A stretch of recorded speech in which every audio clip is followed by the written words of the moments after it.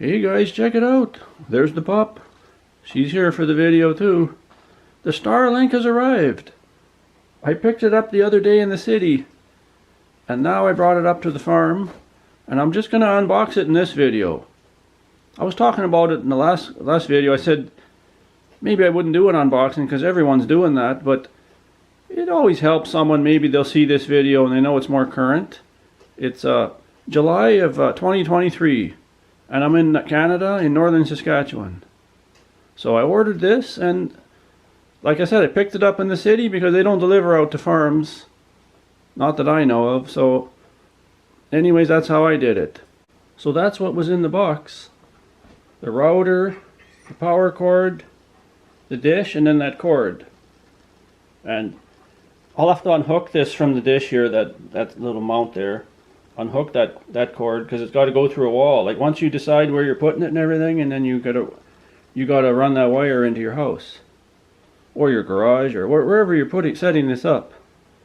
So, but yeah, I wish the cord was a little longer, because what if I need 20-30 more feet to reach something and I'm short because it's only 50, and if I had 75 it would do the job, right? So that's probably the only thing. So far, I mean right now, like if I had to have a negative review or anything, they should have just given it with the 75-foot cord. And then if you want longer cords from there, then you got to purchase them. Like, it's understandable. But give you a little more to work with. It's always better to have a little more than a little less, right? You can't add wire to it. Like if you bought another one, you can't join it to this wire. They sell it in 75-foot or 150-foot. So you can't join, and probably because of weather. Because if you have this going underground or over, like out in a shed or a building, you'll have that joint there, and then maybe water could get into it. So I understand that. They just want to have one cord, right? So I'll show you the other things now I bought. So here's this Ethernet adapter. This comes out here. This will come out, and then you hook that into the router, the modem. Then on the back here, you can see the Ethernet port here, how you can hook up these things here. I bought some Cat 6 Ethernet cords. So they will plug into that, and then you can run it to wherever your computer is in the house. So this was a must-have. I had to buy this. And then you'll plug the Starlink cable into here. And then it'll run out here to you can plug your computer wire in there.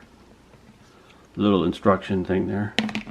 Yeah, and I bought these two 50-foot Cat 6 cords because I don't know where I'm putting stuff in the house yet, and I don't even know where the cable is going to come in. So, and then this I bought on my own.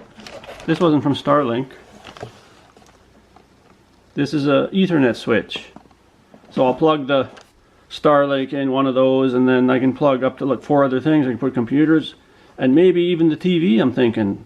But I got to buy something like a Roku or a Fire Stick or something like that, like some little media box. Then I could run that to the TV, and then we could get some programming that way, just because you can hook the internet to the TV. I don't have a smart TV, so I would need that other media box. So yeah, I'm ready to get set up. Now the hard part comes. This is the easy part, to show you guys all this stuff. But the hard part's going to come, where do I put it, and where's the dish, and what kind of mount, and all that stuff. So next video, I'll set this all up. I'll do a little test.